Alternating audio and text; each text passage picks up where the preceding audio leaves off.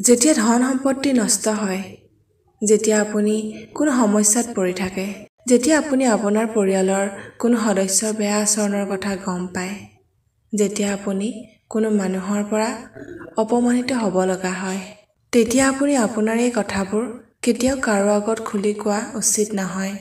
এইবোৰ নিজৰ মাজতে ৰাখিবলৈ শিকক। আন মানুহে জানিলে আপোনাক হাঁহিবলৈ আৰু আপোনাৰ লগত বেয়াটো কৰিবলৈ সুযোগ পাব। যদি আপোনাৰ ভৰি দুখন বোকাত পৰে, তেতিয়া আপুনি বোকাৰ পৰা উঠি গৈ পানীৰ টেপটো ব্যৱহাৰ কৰে। কিন্তু আপুনি যদি পানীৰ টেপটো দেখে, তেতিয়া বোকাত নামি নাযায়। ঠিক একেদৰে যেতিয়া জীৱনত বেয়া সময় আহে, তেতিয়া টকা ব্যৱহাৰ কৰা উচিত। কিন্তু টকাৰ লোভত নিজৰ জীৱনটোক বেয়া দিশলৈ লৈ যোৱাটো একেবাৰে উচিত নহয়। জ্ঞান লাভৰ পিছত যদি অহংকাৰৰ জন্ম হয়, তেন্তে সেই জ্ঞান হৈ পৰে বিষ। কিন্তু যদি জ্ঞানৰ পিছত নম্ৰতাৰ জন্ম হয়, তেন্তে সেই জ্ঞান অমৃত হৈ পৰে। সন্মানত কোনো ডিছকাউণ্ট পোৱা নাযায়। বন্ধুসকল, আমি যেতিয়া আনৰ পৰা সন্মান পাওঁ, আমি ইয়াক সম্পূৰ্ণৰূপে পাওঁ।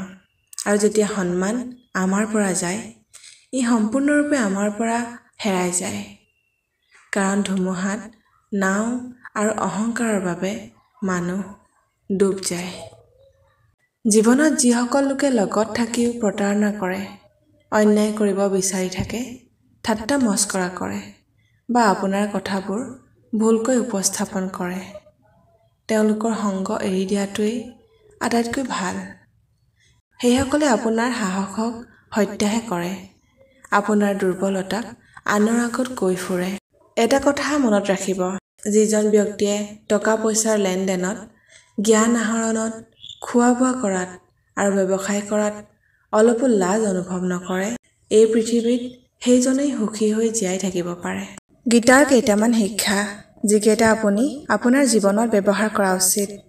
প্ৰভু শ্ৰীকৃষ্ণই গীতাত কৈছে, যেতিয়া উপযুক্ত সময় আহিব, তেতিয়া ঈশ্বৰে নিশ্চিতভাৱে আপোনাক সঠিক লোকৰ সৈতে চিনাকি কৰাই দিব, যিয়ে আপোনাক বিভিন্ন ক্ষেত্ৰত সহায় কৰিব। শ্ৰীমদ্ভাগৱত গীতাত উল্লেখ আছে যে প্ৰেমৰ অৰ্থ কাৰোবাক বিচাৰি পোৱা নহয়, তাৰ মাজত বিলীন হৈ যোৱা। শ্ৰীকৃষ্ণই কৈছে যে প্ৰেম মানে অকল পোৱা বা কাঢ়ি লোৱা নহয়, বৰঞ্চ প্ৰেম মানে হ'ল ত্যাগ কৰা। কোনো ব্যক্তিৰ লগত বেছি আকৰ্ষণ হোৱা উচিত নহয়, কাৰণ অত্যাধিক আকৰ্ষণ ক্ষতিকাৰক হৈ পৰে। অত্যাধিক মোহে মানুহক এটা আশাৰ দিশে লৈ যায় আৰু পাছলৈ এই আশাই দুখৰ কাৰণ হৈ পৰে। শ্ৰীকৃষ্ণই কৈছে যে আমাৰ জীৱনৰ লগত জড়িত সকলো গুৰুত্বপূৰ্ণ সিদ্ধান্ত আমি নিজেই লোৱা উচিত, কাৰণ পিছত অনুসূচিত হ'ব লগা হ'লে যাতে আনৰ ওপৰত ভুলবোৰ জাপি দিবলগীয়া নহয়। লগতে নিজে লোৱা সিদ্ধান্তই আপোনাৰ অভিজ্ঞতাও বৃদ্ধি কৰে। গীতাত উল্লেখ আছে যে এজন ব্যক্তিয়ে নিজকে অসংযম খাদ্য বা স্বাস্থ্য হানিকাৰক খাদ্যৰ পৰা আঁতৰাই ৰাখিব লাগে। এনে খাদ্যই মনত অস্থিৰতা আৰু ক্ৰোটিপূৰ্ণ চিন্তাৰ সৃষ্টি কৰে, যাৰ ফলত চিন্তাধাৰা বিকৃত হৈ পৰে। শ্ৰীকৃষ্ণই গীতাত কৈছে যে আপোনাৰ লগত যিমানেই প্ৰতাৰণা নহওক কিয়, আপোনাৰ পৰা ঈশ্বৰৰ আশীৰ্বাদ কোনেও কাঢ়ি নিব নোৱাৰে। গতিকে বহু কষ্টৰ সন্মুখীন হ'লেও ঈশ্বৰৰ ওপৰত বিশ্বাস হেৰুৱাব নালাগে।